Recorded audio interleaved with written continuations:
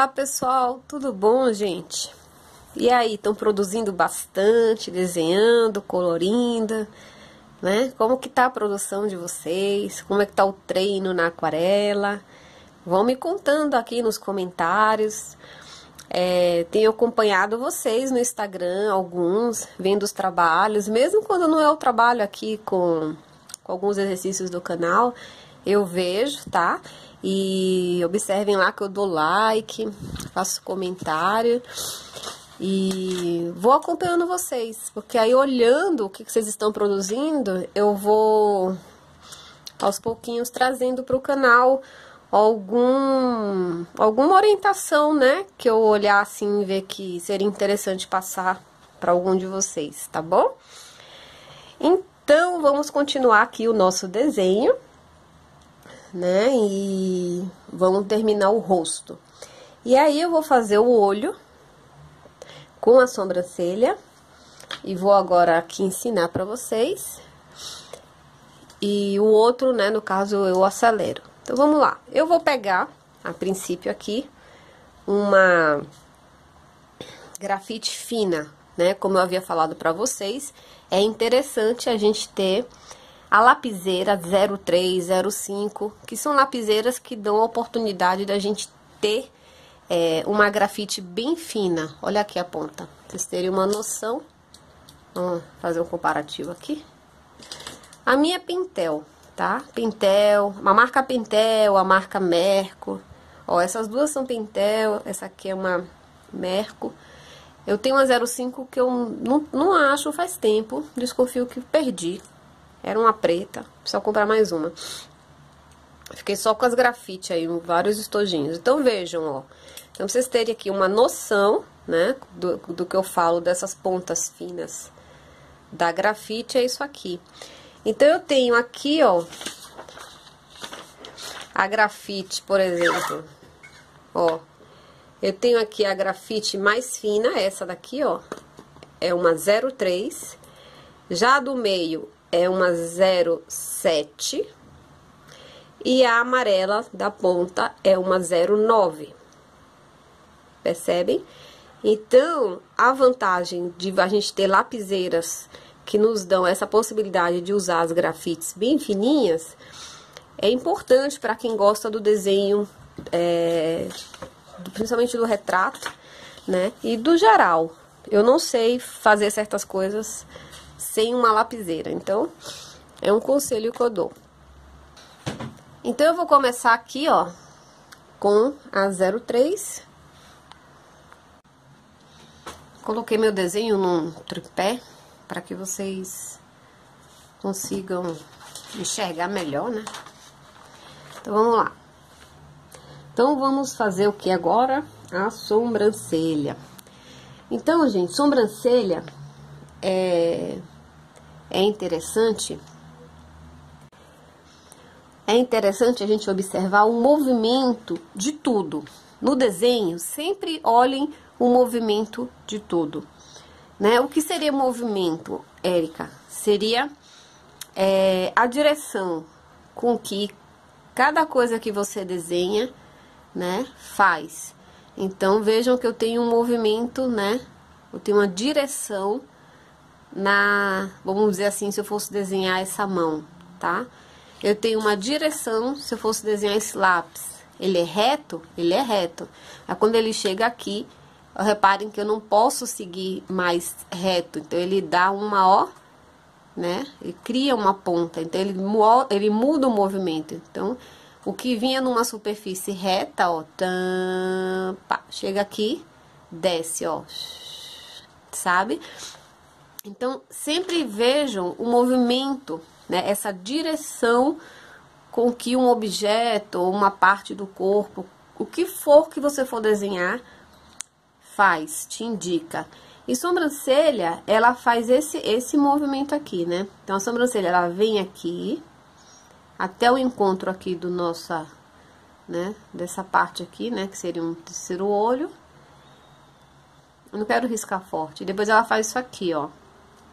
Ela faz o contorno, né? Então, ela vem aqui e desce aqui, né? A maioria desce. E por que que ela desce? Porque ela tá justamente, né, acompanhando o formato do osso, né? Então, a gente tem aqui o osso e é isso que ela faz. Ela acompanha esse movimento. Uma outra coisa importante com relação à sobrancelha são os fios. Então, por que que eu estou usando agora, para começar, uma lapiseira 03? Porque ela me possibilita, ó, um traço muito fino, bem delicado.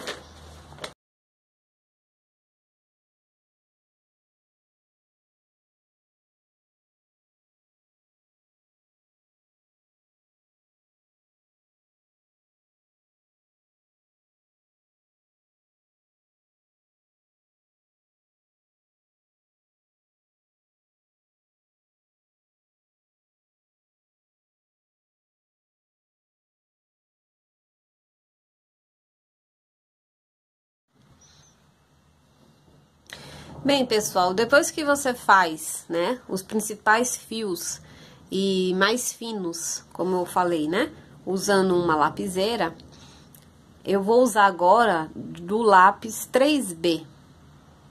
Então, nessa hora, eu busco usar uma grafite intermediária, nem tão escura, tá, como um 6, um 6B, um 7B, um 8B, e nem tão fraca, vamos assim dizer, fraca entre aspas, vocês me entendem, né? Mais fraca com relação a um número maior, que seria o quê? Um 2B, ou um B, tá?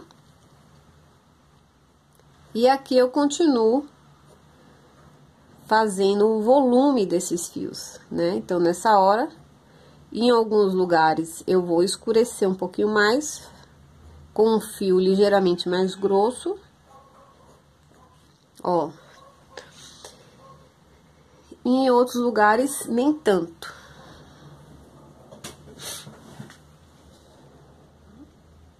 Aqui tá se armando uma tempestade. E eu espero que não seja igual a última que a gente teve, que, gente de Deus, como diz a minha sobrinha, foi aterrorizante. Ó. Tá? E nesse ponto agora, eu vou fazer o uso de um esfuminho. Acho que não. Então, veja só, peraí, vou fazer o uso de um pincel. Então, com a ajuda de um pincel, esse é um pincel velho, ele provavelmente é um número 0, isso, ele é o número 0, tá? Então, eu vou aqui, ó, espalhar um pouco essa grafite de uma maneira leve, sem que ela desmanche algumas partes brancas, né, que é importante deixar.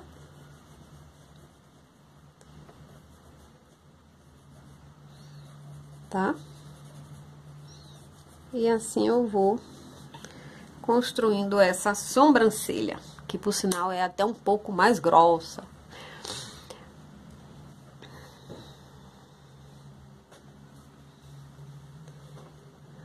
Ó, agora eu volto aqui com a lapiseira 03.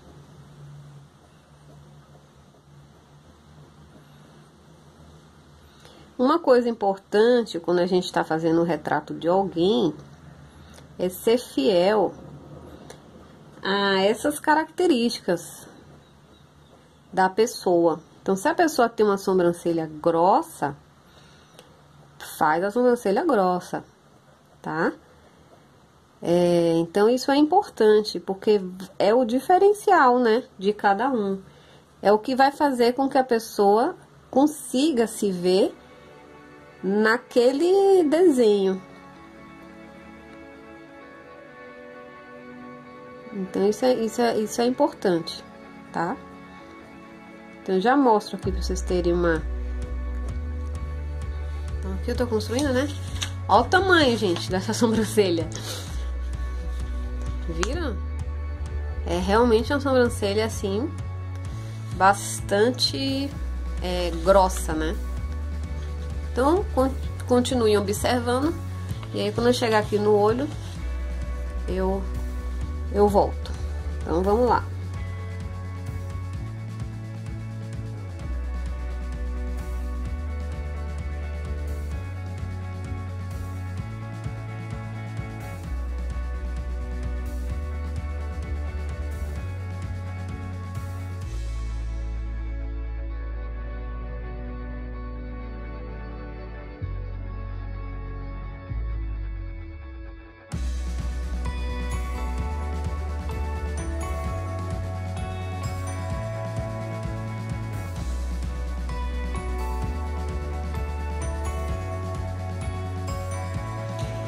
Então, pessoal, agora vamos fazer a sobrancelha, tá quase pronta, né?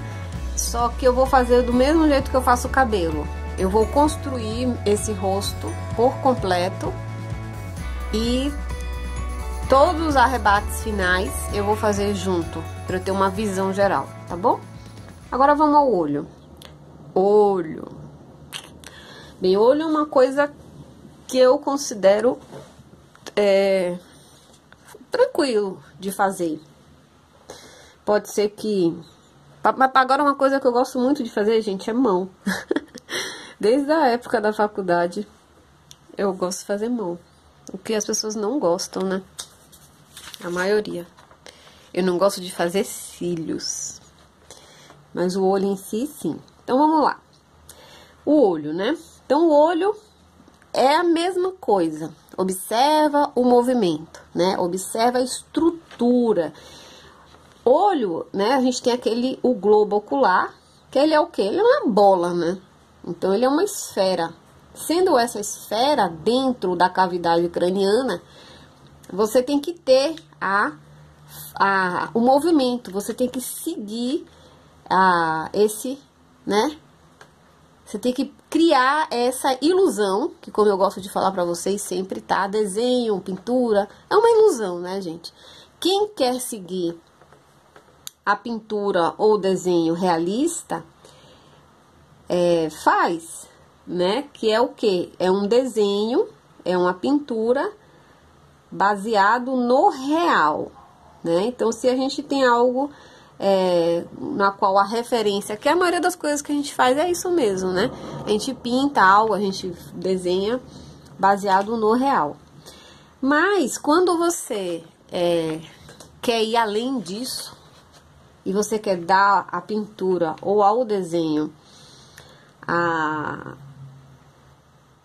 o aspecto da fotografia, aí a gente considera essa pintura, esse trabalho hiperrealista, tá?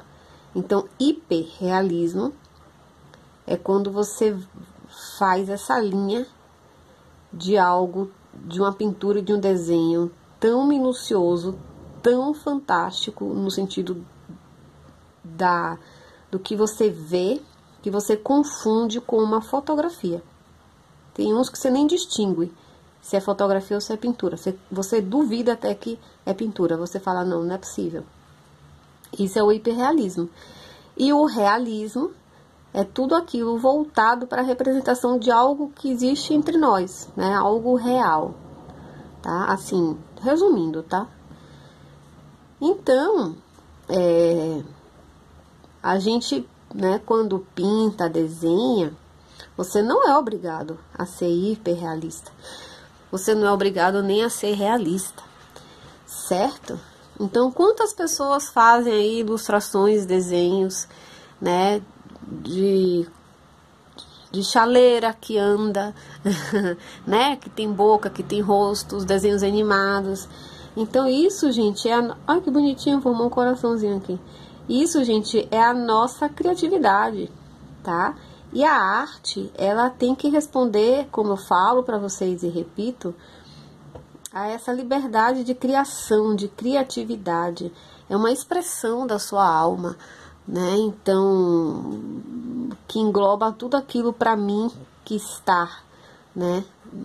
Também passando pelos seus sentimentos, pelo seu processo. Então eu respeito muito isso e eu entendo muito e eu acho que é de cada um. É de cada um, tá? E a beleza é essa criatividade assim que a gente tem que dar vazão, sem tanto julgamento, sabe? Sem tanta obrigação de olhar os mínimos detalhes e achar que o artista tem que ser uma fotografia, uma máquina fotográfica ambulante. Não, gente. Então depende do propósito, do trabalho de cada um. Tem uma história que eu gosto muito e é real. O professor nosso contou uma vez lá na faculdade que Kandinsky, né? Foi Kandinsky ou foi Matisse? Foi Matisse. Matisse, né? Ele... Só um minuto. Então, pessoal, continuando, como eu estava falando para vocês, em 1905, o Matisse participou de um salão. Matisse, para quem não conhece, pode pesquisar, ele foi um artista francês e, na verdade, ele é conhecido como Henri Matisse. Ele revolucionou a arte justamente com seu estilo original, né? Ele era uma pessoa extremamente original e pintava assim com cores bem intensas. Vale muito a pena vocês pesquisarem. E aí, nesse salão de 1905, ele pintou, né, fez o retrato de uma mulher. Esse quadro, inclusive, se chama A Mulher com Chapéu. E, na época, causou, assim, um escândalo, né, e um fervo, vamos assim dizer, no salão, justamente porque aquela pintura, ela saía completamente vamos dizer assim, né, da representação realista da época. E ele, né, estava ali na própria vernissagem, sem que muitas pessoas soubessem que ele era o artista. E isso é comum, isso acontece, né? Às vezes a gente vai para uma vernissagem e você não sabe quem é um artista e nem imagina que ele está ali entre o público.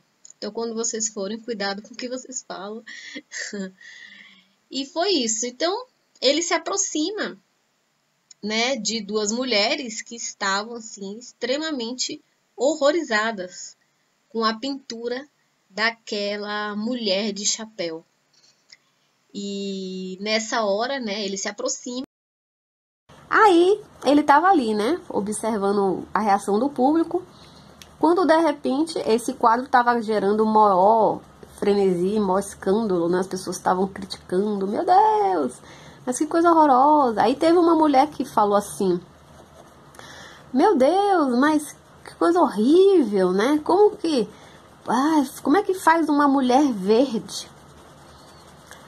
E aí diz que ele encostou, né, se aproximou dessa senhora, e prestem atenção nisso, e falou assim, minha senhora, isso não é uma mulher. Porque a mulher falou assim, como que faz uma mulher verde? Aí diz que ele se aproximou e falou assim, minha senhora, isso não é uma mulher, isso é uma pintura. Gente, vocês percebem a diferença? Da gente querer que a pintura seja uma fotografia? Não precisa. Vocês entendem? Não precisa. Então, se você não quer seguir a linha do hiperrealismo, não vem o caso. Então, as pessoas estavam ali malhando e criticando algo. Por quê? Porque elas estavam exigindo dentro delas, né, que aquilo fosse uma mulher quando é uma pintura. Então nunca se esqueçam disso. Desenho, pintura é uma ilusão, tá? Não é a realidade. Então, se sua criatividade aflorar para qualquer coisa aí, para se criar dentro do desenho e da pintura, por favor, sigam isso, tá bom? Não vão ficar aí presos a essa convenção de achar que para ser bom, para ser bonito, para ser valorizado, tem que estar dentro da regra do real, do real não, né? Do hiperrealismo, tá bom? E aí foi isso. E aí vocês verem como são as coisas. Gerou um escândalo no salão, mas uma norte-americana e o irmão dela, que são fantásticos na história da arte, fizeram a diferença, construíram uma coleção internacional fantástica, que é a Gertrude e o Léo Esten, acho que é assim que fala, né? Adquiriram essa obra na época. E diz ela depois numa entrevista, né? Como ela, você vê, ela era uma visionária. Então ela não entendia por que as pessoas não aceitavam. Ou as pessoas tinham dificuldade de ver a beleza naquele quadro. Porque ela já era, para ela aquilo já estava lindo, né? Resultado, eles adquiriram, eles criaram, gente, uma coleção fantástica. E foi isso. Hoje, na época, pagou barato. Porque ninguém queria, só eles. Olha só que coisa. Hoje, vale uma fortuna. É um dos quadros, também, né, entre outros, mas é um dos mais caros, né, dentro das artes. Então, olha só que interessante. Eles tiveram, na época, a visão que ninguém teve. Quase ninguém teve, né? Se alguém teve, também não comprou. Que é justamente isso aí. Ver a beleza daquele trabalho. Então eu gosto de vez em quando contar essas histórias para vocês, porque essa história ela me chamou bastante atenção na época, na faculdade, quando o professor contou, porque a gente constrói para desconstruir. E isso é um treino muito conhecido nas artes, é justamente isso, você aprender primeiro a fazer, né? Você aprende a fazer a coisa, vamos assim dizer, dentro da realidade, como eu tô fazendo aqui agora, né? O retrato do meu pai, eu sei fazer, tá? Mas, se em determinado momento eu quiser sair desse formato real e dar vazão à minha criatividade, pronto, entende? Então isso é o que eu digo, que a gente nas artes aprende a construir para desconstruir, se quiser. Ou seja, você vai ter todo você vai estar ciente, né, do que você vai estar fazendo. Eu estou desconstruindo, mas eu sei construir. Então isso é muito legal, justamente para, se for o caso, fazer esses trabalhos que não precisam estar dentro de um padrão hiperrealista.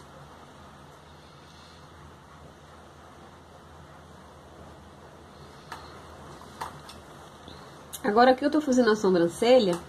Ah, sobrancelha não. Bem, agora aqui, gente, eu tô fazendo os cílios, né?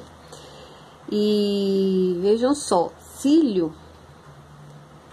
Cílio é algo assim interessante, porque vocês têm que ter muito cuidado ao fazer cílios, principalmente nos homens, de não fazer algo que pareça assim um olho de menina, né? Eu sei que tem homens que têm cílios grandes. Meu pai mesmo tinha, meu irmão tem. Lindo os olhos dele, mas é isso, né? Tem que ser algo muito sutil, com bastante cuidado, tá? Pra não ficar ali parecendo uma menina.